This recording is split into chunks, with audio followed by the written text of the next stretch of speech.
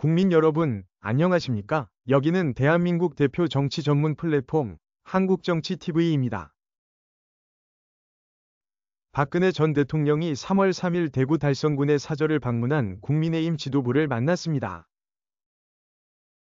이 자리에서 박근혜 전 대통령은 지금 국가의 상황이 매우 어렵다면서 집권 여당이 끝까지 민생을 책임지는 모습 보여주면 좋겠다고 말했습니다.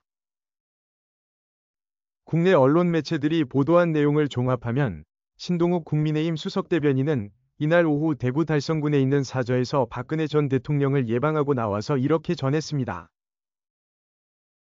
이날 국민의힘 지도부는 유영하 의원과 함께 박근혜 전 대통령을 예방해 1시간 정도 면담했습니다. 이날 박근혜 전 대통령을 예방한 국민의힘 지도부는 권영세 국민의힘 비상대책위원장, 권성동 원내대표, 김상훈 정책위의장, 신동욱 수석대변인, 최은석 원내대표 비서실장, 강명구 비대위원장 비서실장 등입니다. 신동욱 수석대변인은 박근혜 전 대통령이 여러 차례 윤석열 대통령이 구치소에 수감되는 이런 상황을 맞게 돼 마음이 무겁다고 말했다고 밝혔습니다. 이어서 박근혜 전 대통령이 국가의 미래를 위해서 여당이 단합해 줬으면 좋겠다고 말씀하셨다고 전했습니다. 신동욱 수석대변인의 말에 따르면 박근혜 전 대통령은 이날 국민의힘 지도부에 어려울 때는 대의를 위해서 마음을 하나로 모으는 것이 중요하다고 말했습니다.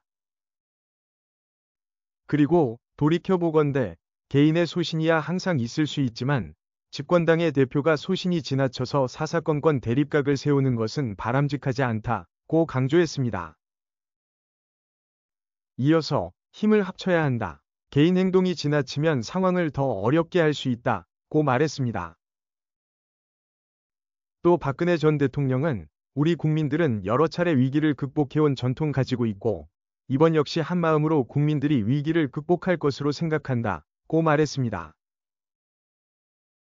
그러면서 거대 야당을 상대하려면 힘든 일이 많겠지만 집권 여당으로서 책임을 다해달라고 국민의힘 지도부에게 당부했습니다. 한편 권성동 원내대표는 지난 2016부터 2017년까지 박근혜 전 대통령 탄핵 심판 과정에서 소추위원장을 맡은 바 있습니다. 이에 대해 권성동 원내대표는 이날 면담에서 사랑을 참 많이 주셨는데 마음을 아프게 해서 너무 죄송스럽다고 말했습니다. 그러자 박근혜 전 대통령은 다 지난 일인데 이제 너무 개의치 말고 나라를 위해 열심히 일해달라고 대답했습니다. 권성동 원내대표가 박근혜 전 대통령을 만나는 것은 2017년 탄핵 이후 처음인 것으로 알려졌습니다. 한편 박근혜 정부에서 주중 대사를 역임한 권영세 비대위원장은 2022년 당시 윤석열 대통령 당선인과 함께 박근혜 전 대통령을 예방한 바 있습니다.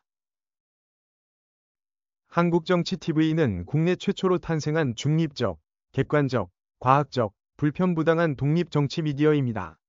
여러분의 구독과 알림, 자발적인 후원은 채널의 제작과 운영에 큰 힘이 됩니다.